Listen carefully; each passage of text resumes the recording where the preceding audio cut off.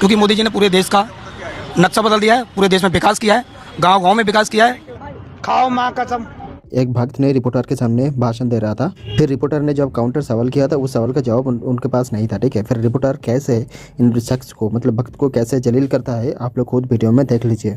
मानते हैं कि राहुल गांधी को इस पूरे एपिसोड से फायदा हुआ कि नुकसान? अभी पता चले।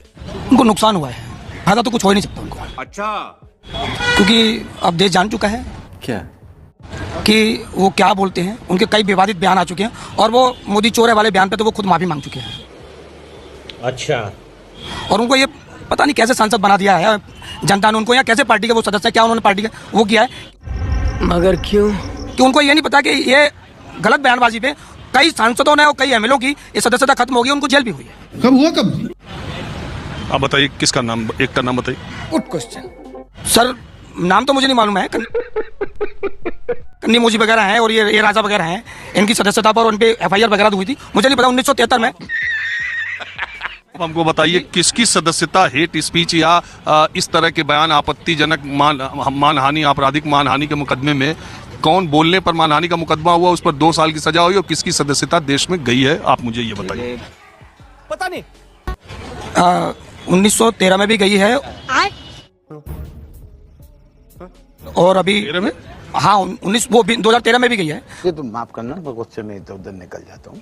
कांग्रेस शासनकाल में कई लोगों की गई है, मुझे नाम नहीं पता है। अच्छा, बाकी ये अब ये है। और अभी कौन से कई लोगों की सदस्यता कैसे गई भाई? आप नाम एक भी नहीं जानते। लेकिन जानता नहीं हूँ, लेकिन मैं पता नहीं है, लेकिन मैं गई हुई है, ये आपको भी पता होगा, लेकिन मुझे ऑन रिकॉर्ड मुझे पता नहीं। फैजल मोहम्मद बोल दीजिए। फैजल मोहम्मद जी से। फैजल मोहम्मद बोल दीजिए। फैजल मोहम्मद और कुरैशी साहब कोई है मतलब यार जी। फैजल मोहम्मद, क्या जानते हो फैजल मोहम्मद केस के बारे में? देखिए मैं क्या जानता हूँ, ये छोड़िएगा। नहीं कहाँ छोड़ेंगे? मैं आपसे कह रहा हूँ, अब आप कह रहे हैं कि बहुत लोगों की सदस्यता चली गई है, तो आप मुझे बताइए फैजल अहमद को आप जानते हैं? मगर क्यों? सर अब ऐसा है, मैं कोई प्रवक्ता नहीं हूँ, मैं अच्छा, नॉमिनेट प्रवक्ता नहीं हूँ किसी पार्टी का। देखिए मैं बता रहा हूँ जो आपने फैजल अहमद कहा, फैजल अहमद लक्षद्वीप से सांसद थे। इसी जनवरी में उन पर एक अटेम्प्ट टू मर्डर, एक आपराधिक केस में उनको सजा सुनाई गई 10 साल की। जैसे ही सजा सुनाई गई, लोकसभा जैसे राहुल गांधी की सदस्यता ली गई, वैसे सदस्यता उनकी भी चली गई। वो हायर कोर्ट में गए। हायर कोर्ट में जब तक वो जाते, तब तक इलेक्शन कमीशन ने उनके चुनाव का नोटिफिकेशन जारी कर दिया। जब तक वो हायर कोर्ट में गए, उनको न सिर्फ सजा पर रोक लगी, बल्कि दोष सिद्धि से भी उनको स्टे मिला। तो उसके बाद तब तक यहाँ इलेक्शन कमीशन ने कहा वहाँ चुनाव होगा, उनकी सीट को खाली कर दिया। वो सुप्रीम कोर्ट फैजल अहमद गए, तो सुप्रीम कोर्ट ने इलेक्शन कमीशन के नोटिफिकेशन को रद्द कर दिया।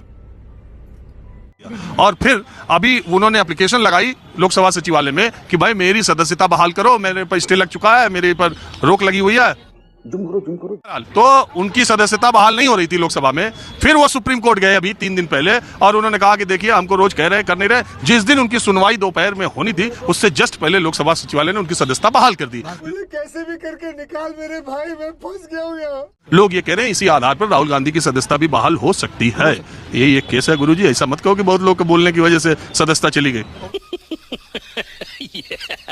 आप ये बताइए, अदालत का छोड़िए ना, सियासत का बताइए। सियासत का पूछे सर, क्या बताएं? सियासत में 2024 में ये लोग जो घेराबंदी कर रहे हैं, कुछ होने वाला है कि?